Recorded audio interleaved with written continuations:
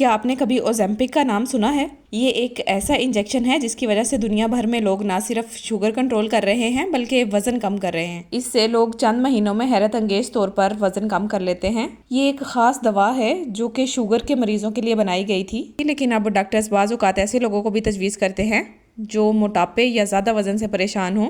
ख़ास तौर पर वेस्टर्न कंट्रीज़ में कई लोग ओज़ेम्पिक को सिर्फ वेट लॉस ट्रीटमेंट के तौर पर इस्तेमाल कर रहे हैं। ये वेट लॉस इंजेक्शंस लाखों रुपए के आते हैं और वजन कम करने और ब्लड शुगर को कंट्रोल करते हैं। लेकिन अगर मैं आपसे कहूँ कि एक चिपचिपी सी सब्जी आपके ग्रोसरी स्टोर में मौजूद है जो बिल्कुल इसी तरह से काम करती है, कुदरती तौर पर, महफूज तरीके से और बगैर किसी साइड इफेक्ट के, और वो सब्जी है भिंडी। ये है असल खुफिया हथियार।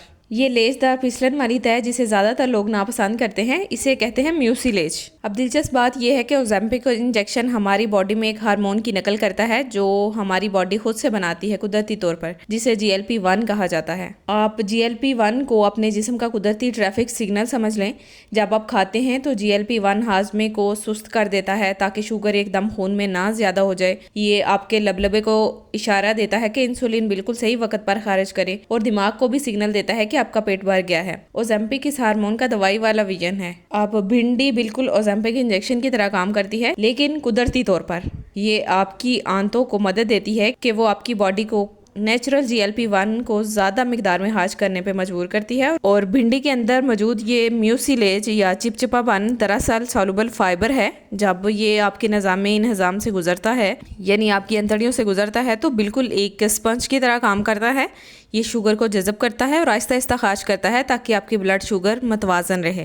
ये बिल्कुल गूंद की तरह काम करता है। कोलेस्ट्रॉल और बाइल एसिड्स को जोड़कर आपकी बॉडी से बाहर निकाल देता है, बिल्कुल ऐसे जैसे झाड़ू पाइप में जमी हुई रुकावटों को साफ कर देता है। इसी तरह ये आपके खराब कोलेस्ट्रॉल यानी LDL को कम करता है और आपकी शरीयानों की हिफाजत करता है। लेकिन भिंडी की असल ताकत यहाँ सामने आती है। इसके अंदर मौजूद म्यूसिलेज एक प्रीबायोटिक की तरह काम करता है। ये आपकी आंतों में मौजूद सेहतमंद प्रोबायोटिक्स यानी अच्छे बैक्टीरिया को खुराक फराहम करता है। जब ये अच्छे बैक्टीरिया इसे हजम करते हैं तो वो ताकतवर कंपाउंड्स पैदा करते हैं जिन्हें शॉर्ट चेन फैटी एसिड्स कहा जाता है। ये सिर्फ फुजला नहीं बल्कि आपकी जिस्म के शफाई मालिक्यूल्स हैं। मिसाल के तौर पे ब्यूटाइरेट बराह रास्त आपकी बड़ी आंत के सेल्स को तवानाई देता है।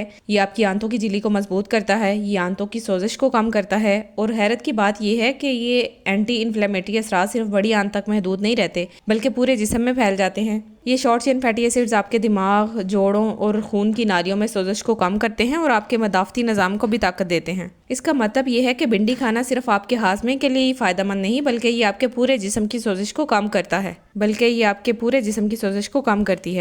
ज़रा तसव्वुर करें जैसे आग पर पानी डाला जाता है। यही काम ये कंपाउंड्स आपकी बॉडी में मौजूद दायमी सोजिश पर करते हैं जो दिल की बीमारी, शुगर, मोटापा और दिमागी कमज़ोरी जैसी बीमारियों को बढ़ाती है।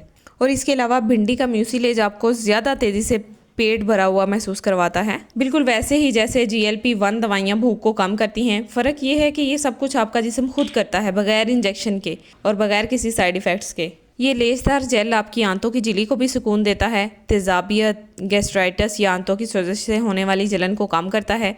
आप इसे हाजमे के लिए एलोवेरा समझ लें।